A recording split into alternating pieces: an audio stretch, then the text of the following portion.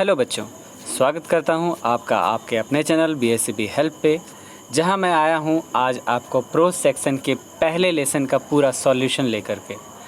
यहां आप आज के इस भाग में ऑब्जेक्टिव्स और शॉर्ट क्वेश्चंस को देखेंगे और बाकी के बचे हुए हिस्से को एक और वीडियो में अगले भाग में आप देखेंगे। तो शुरू करते हैं अपने इस वीडियो को। और अगर अभी आप इस चैनल पर नए हैं तो चैनल को सब्सक्राइब अवश्य करें। अगर आपने अभी तक अपने दोस्तों को इसके बारे में नहीं बताया तो दोस्तों से शेयर भी करें। और अगर वीडियो ये पसंद आए तो इस पर लाइक अवश्य कीजिएगा। किसी भी तरह की समस्या के लिए आप कमेंट में मुझसे बात कर सकते हैं। तो बिना देरी के बच्चों शुरू करते हैं आपके इस वीडियो को और स्टार्ट करते हैं पहले ऑब्जेक्टिव क्वेश्चन से। आप पहला क्वेश्चन देख पा रहे हैं, द पेस फॉर लिविंग। जैसा कि आप जान रहे हैं प्रोज की पहली कहानी का शीर्षक ही है द पेस फॉर लिविंग, जिसका अर्थ होता है जीवन की गति। यहाँ ये जो लेखक हैं इसका नाम है रे क्रेटन हचिंसन, जो कि आपको बुक में RC हचिंसन के नाम से ये लिखा हुआ रहेगा। और इनका डेट ऑफ बर्थ भी मैंने डाल दिया है, 23 जनवरी 1907 से इनका जन्म हुआ है और 3 जुलाई 1975 को इनकी मृत्यु हुई है। तो पहला प्रश्न है, the pace for living is written bye.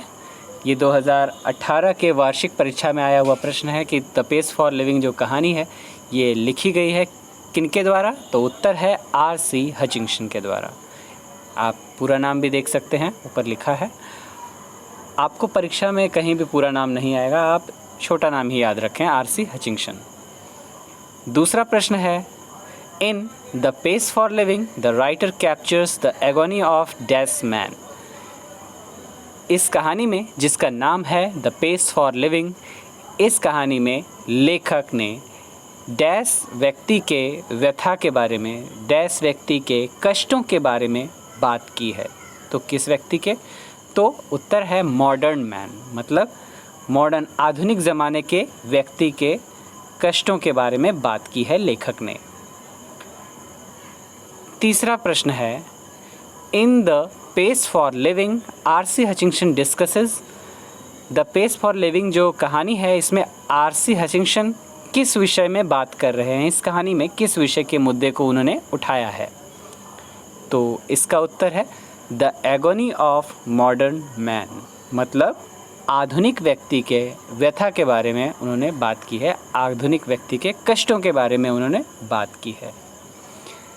अगला प्रश्न है चौथा प्रश्न कि in the pace for living कहानी में the author saw a play in dash. लेखक ने कहाँ नाटक देखा? तो उत्तर है इसका डबलिन में। आप भी कहानी पढ़ चुके हैं कि लेखक ने डबलिन में नाटक देखा था।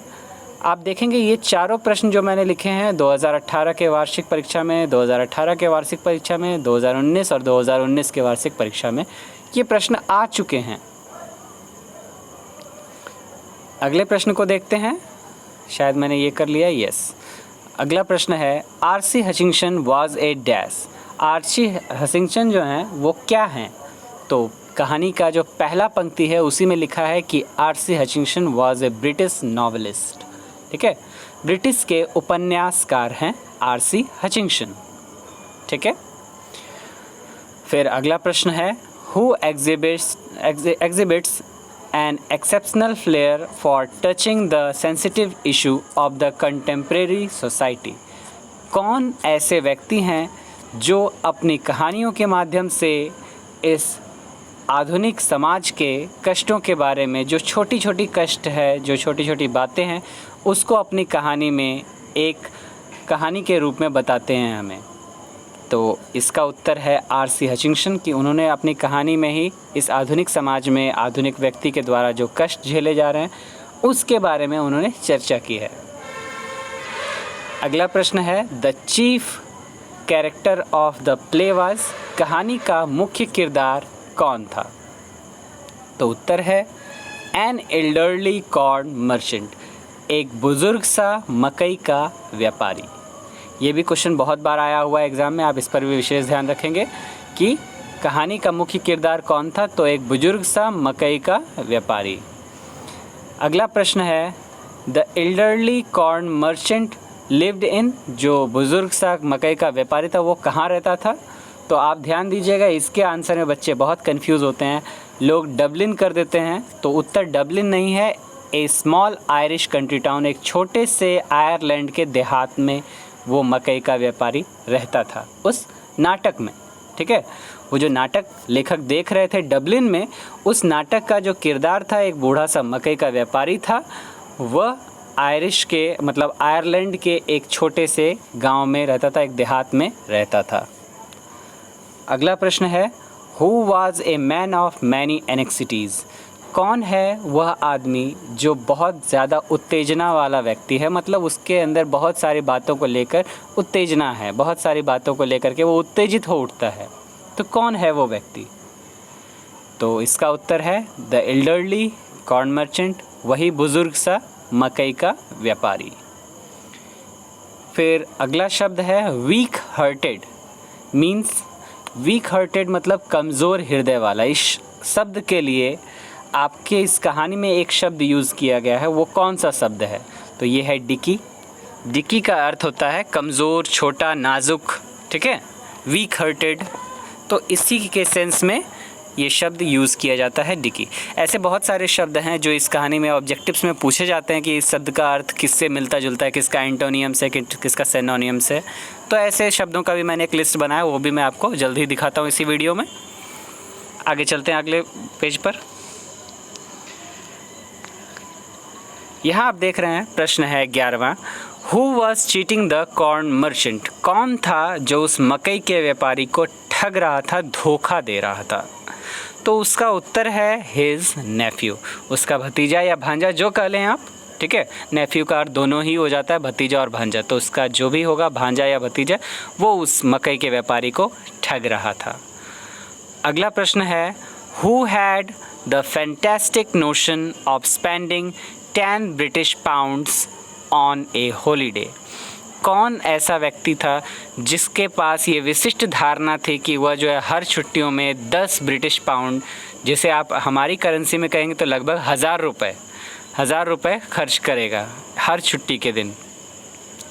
तो ये इसका उत्तर है वाइफ ऑफ कॉर्न मर्चेंट, उस मकई व्यापारी की पत्नी, वही इतनी खर्चीली थी, वही जो है इतने पैसे खर्च करती थी हर छुट्टी के दिन, और उसकी इच्छा भी थी इतना खर्च करने की। अगला प्रश्न है, all together the pace of living was getting too much for dash, कुल मिलाकर जीवन की गति किसके लिए तेज थी? तो उत्तर है कॉर्न मर्चेंट के लिए।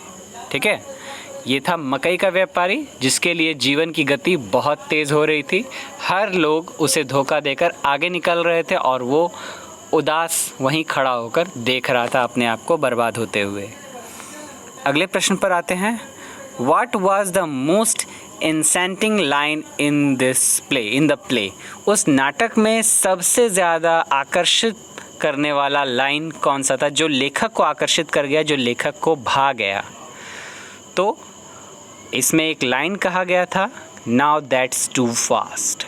लेखक, मैं पूरी लाइन आपको बताऊं, पूरी लाइन में कहा गया था कि there is an aeroplane which flies at 1000 miles an hour, now that's too fast, कि एक हवाई जहाज है जो हज़ारों मील प्रति घंटे की रफ्तार से उड़ती है और ये रफ्तार बहुत तेज़ है।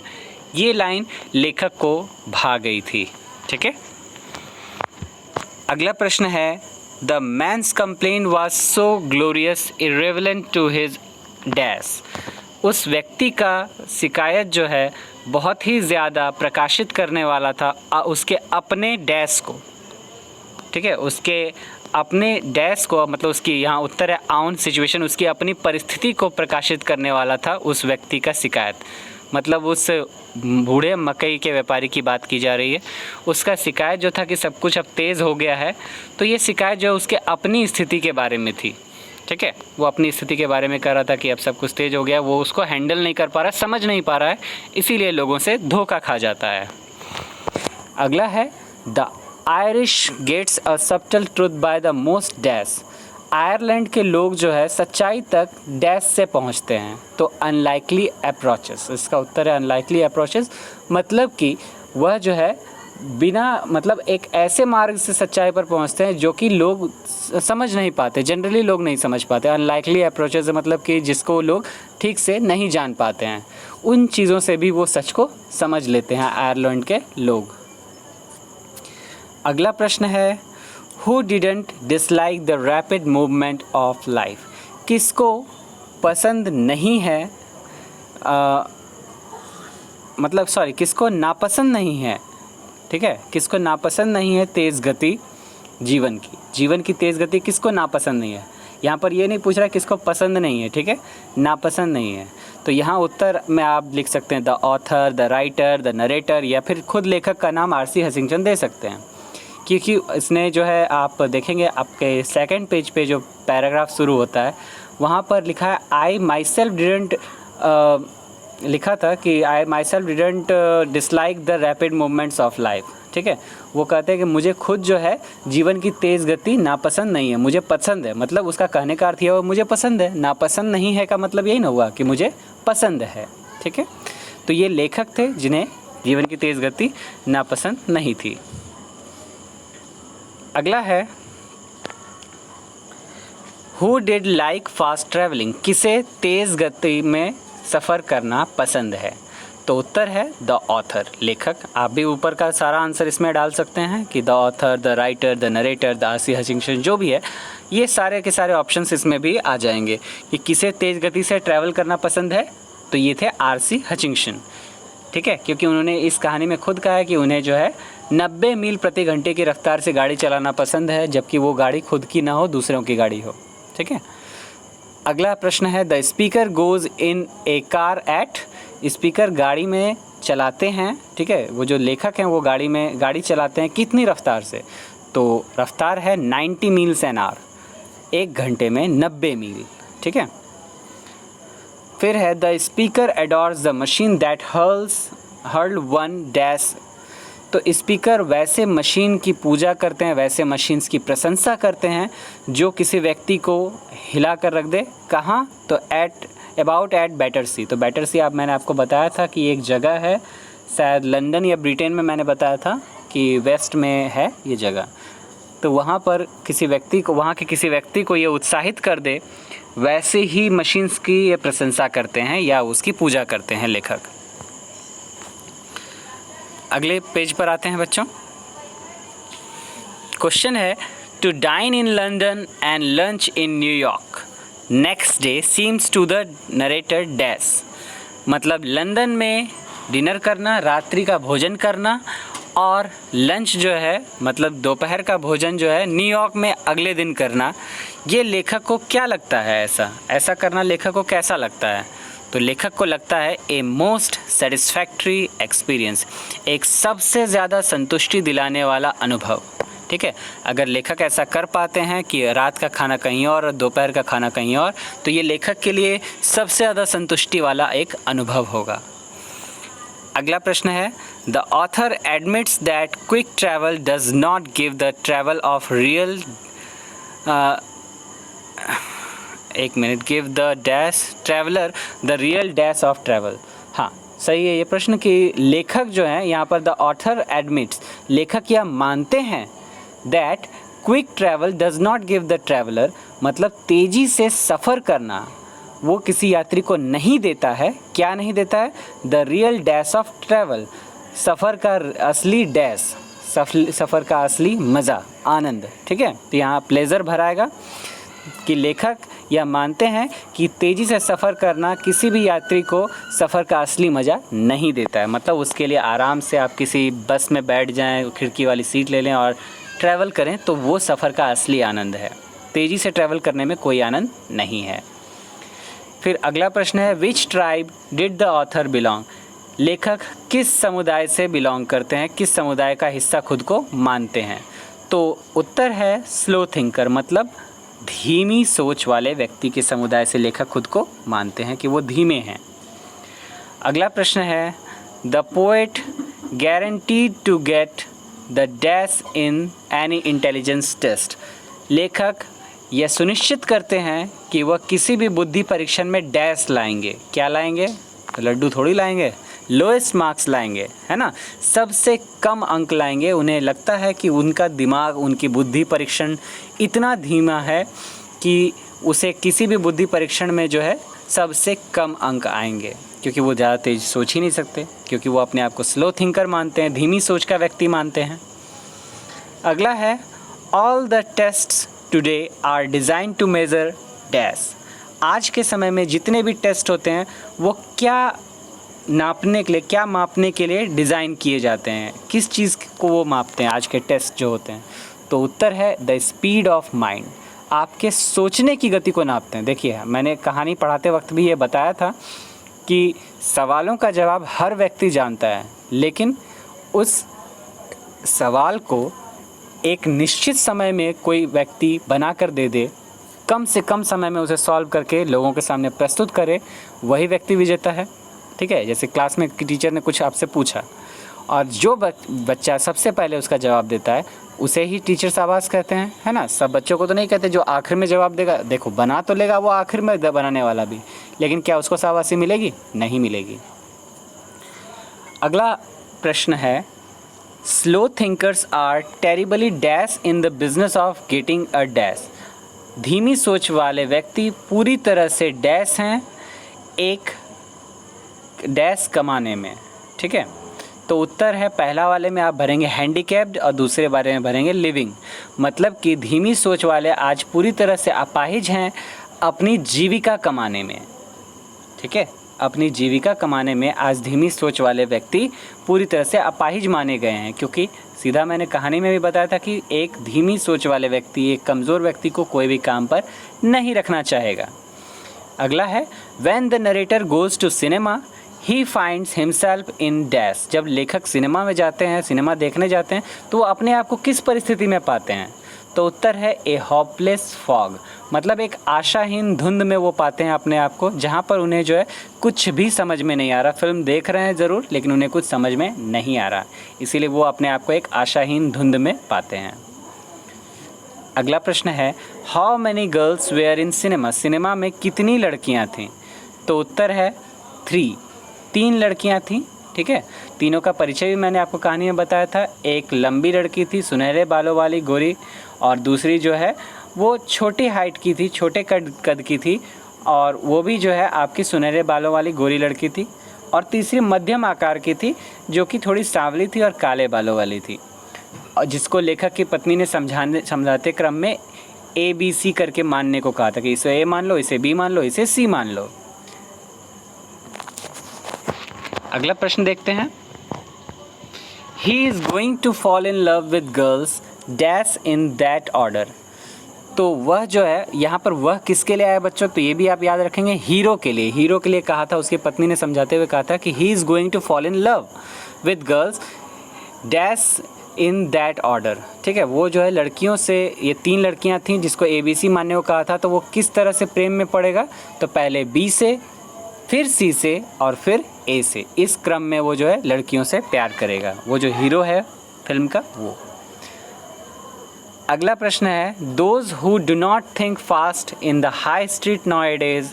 आज के समय में हाई स्ट्रीट लंदन की एक जगह है, जो कि आपने क्वालिटी कहानी में इसके बारे में पढ़ा था, वेस्ट एंड के बारे में, हाई स्ट्रीट के बारे में। ठीक है, तो वो एक जगह है जो कि आपको दोबारा चांस नहीं देगी, कि आज के समय में जो भी व्यक्ति तेज़ी से नहीं सोच सकते हैं उन्हें दोबारा चांस नहीं मिलेगा to dash, world to dash, मतलब कि दुनिया में दोबारा डैश करने का चांस नहीं मिलेगा। तो क्या करने का चांस नहीं मिलेगा? थिंक एट ऑल, मतलब कि अंततः उसे दोबारा सोचने का मौका तक नहीं दिया जाएगा जो व्यक्ति धीमा होगा। ठीक है, जो व्यक्ति धीमा सोचता है उसे दोबारा सोचने तक का मौका नहीं दिया जाएगा। तो ये थे ऑब्जेक्टिव क्वेश्चंस। इसके बाद हम आते हैं आपके शॉर्ट क्वेश्चन पे।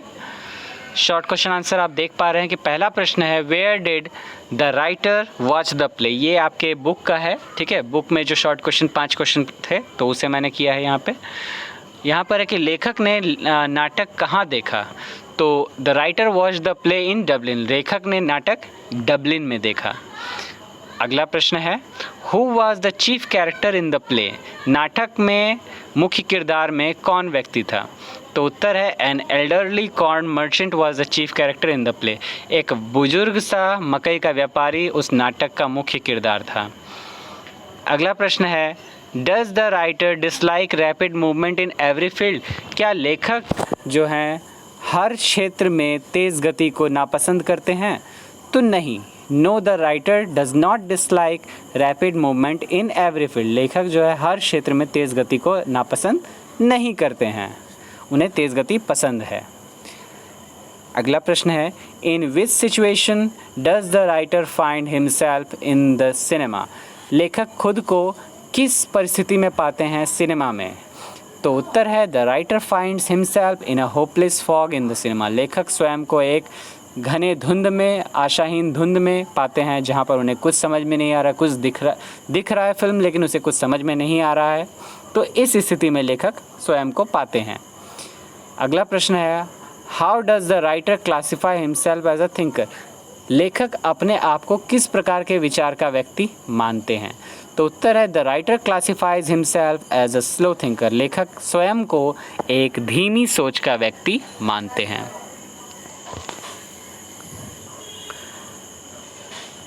यहाँ है what does the author say about the intelligence test. लेखक बुद्धि परीक्षण के विषय में क्या कहते हैं? तो लेखक कहते हैं the author says that the intelligence test design to measure the speed of one's mind. कि बुद्धि परीक्षण जो हो रहा है वो किसी के दिमाग की गति को नापने के लिए बनाया गया है। They measure how fast a man can think. ये नापते हैं कि कोई व्यक्ति कितना तेज़ सोच सकता है। अगला प्रश्न है what are the disadvantages of slow thinker in the modern world.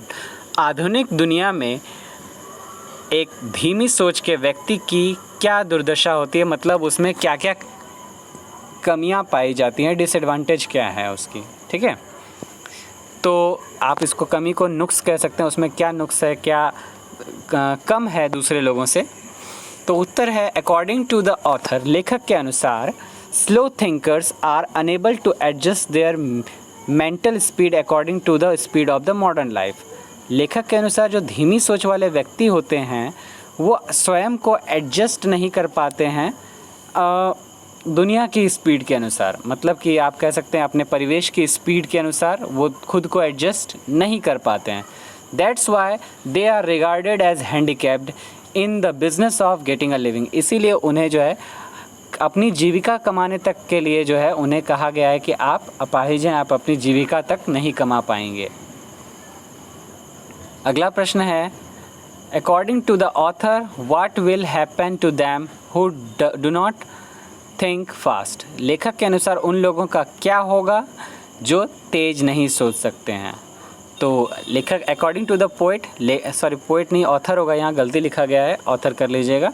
कि लेखक के अनुसार जो लोग those who do not think fast, जो तेज़ी से नहीं सोच सकते, nowadays may not get another chance in this world, वो उसे इस दुनिया में दोबारा चांस नहीं मिलेगा to think at world, to think at all. दुनिया में दोबारा दुनिया के विषय में सोचने का मौका उसे नहीं मिलेगा। ठीक है, तो ये थे आपके कुछ शॉर्ट क्वेश्चन आंसर्स। इसके बाद मैंने आपको कहा था कि कुछ ऐसे शब्द हैं जो आपको परीक्षा में पूछे जाते हैं, इनका उल्टा शब्द वगैरह सब करके। तो आप पहला शब्द देखें एडोर। एडोर का अर्थ होता है वर्शिप। आपको दे दिया जाएगा परीक्षा में कि वर्शिप का अर्थ किस शब्द के अर्थ से मिलता है, तो वहाँ पर आपको ऑप्शन में एडोर मिलेगा, तो एडोर को आपको सेलेक्ट करना है। फिर रहेगा इलिस्ट्रेशन शब्द। इलिस्ट्रेशन का अर्थ होता है व्याख्या करना, तो व्याख्या करने का अर्थ यहाँ पर किस चीज़ में है, कौन से शब्द में है, तो एग्जाम्पल, उदाहरण देना, व्याख्या करना। ठीक है। एनेक्सिटी मतलब होता है उत्तेजना, चिंता, है ना। तो यहाँ पर एनेक्सिटी दे देगा, पूछेगा ये किस शब्द से मिलता जुलता इसका अर्थ है, तो वरी, वरी से इसका मिलता जुलता अर्थ है। अगला है रैपिड। रैपिड का अर्थ क्या है, तो तेज़ गति। उल्टा शब्द क्या हो जाएगा, तो धीमा, स्लो हो जाएगा, तो यहाँ पर इसका जो है सीधा है फास्ट। प्रिजुडिस का अर्थ होता है बिना भेदभाव के। ठीक है, प्रिजुडिस का अर्थ होता है भेदभाव, और यहाँ है बायस। बायस का मतलब है भेदभाव। तो ये सारे कुछ शब्द हैं। तो इस तरह से मैंने आज आपको जो है ऑब्जेक्टिव और शॉर्ट क्वेश्चन आंसर के लिए जो है बहुत सारी चीज़ें उपलब्ध कराई हैं। आप इन्हें अपनी कॉपी पे लिखेंगे, अपने मित्रों के साथ शेयर करेंगे और अधिक से अधिक दोस्तों तक आप इसे पहुंचाएंगे। और कोशिश यही रहेगी कि मैं आपको हर एक सॉल्यूशन इसी चैनल पर उपलब्ध कराऊं। तो इसी चैनल पर आप जुड़े रहिए सॉल्यूशंस के लिए। अपने दोस्तों को भी इस चैनल के बारे में बताइए और उन्हें भी ज्ञान बांटिए। तब तक के लिए धन्यवाद। अगर आपने अभी तक सब्सक्राइब नहीं किया तो सब्सक्राइब अवश्य करें, दोस्तों के साथ शेयर अवश्य करें। धन्यवाद, अपना ख्याल रखें।